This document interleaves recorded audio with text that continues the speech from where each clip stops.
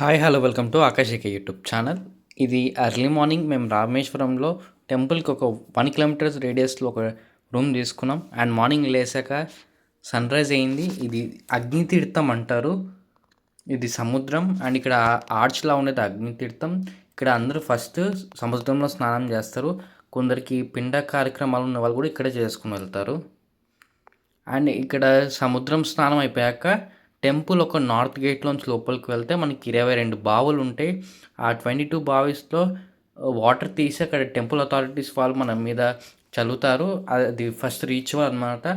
అలా అయిపోయినాక మనము టెంపుల్కి తడిబట్టలు కాకుండా నార్మల్ మంచి క్లోత్స్ వేసుకుని లోపలికి వెళ్ళాలి ఈస్ట్ గేట్లోంచి.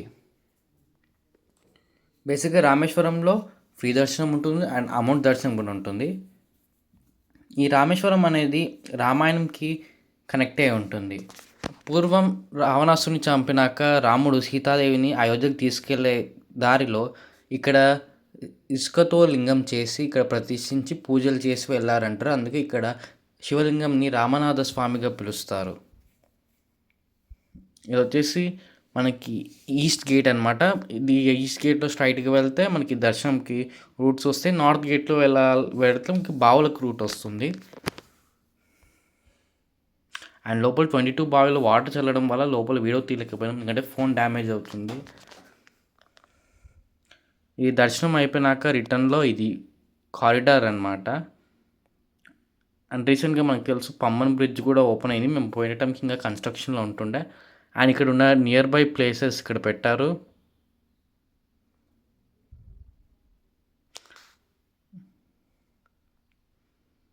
మేము కరెక్ట్ దర్శనం చేసుకొని బయటకు వచ్చే టైంకి ఎవరో మినిస్టర్ వచ్చారంట. మా లక్ ఏంటంటే ఆయన వచ్చే లోపల మా దర్శనం అయిపోయి మేము బయటకు వచ్చేసాం, లేదంటే ఇంకా టైం పడుతుండే. ఇది వాళ్ళ కాన్వే.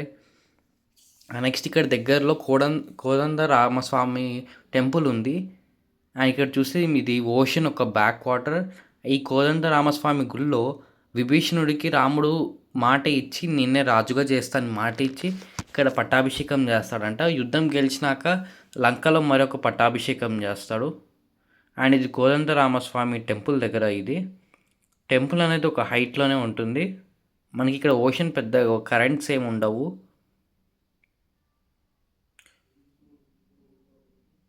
బే ఆఫ్ బెంగాల్ కొంచెం లైట్గా ఉన్న ఇండియన్ ఓషన్లో మాత్రం అలలు ఎక్కువ ఉన్నాయి మేము వెళ్ళే టైంకి. ఇది టెంపుల్ అది.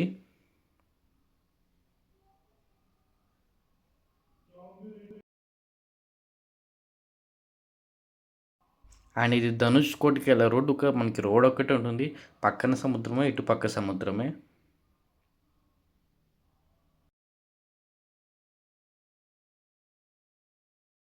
ఇక్కడ అలలు చూస్తున్నారు కదా, ఇది ఇండియన్ ఓషన్. ఇండియన్ ఓషన్లో అలలు ఎక్కువ వస్తున్నాయి, బే ఆఫ్ బెంగాల్ అలలు తక్కువ ఉన్నాయి.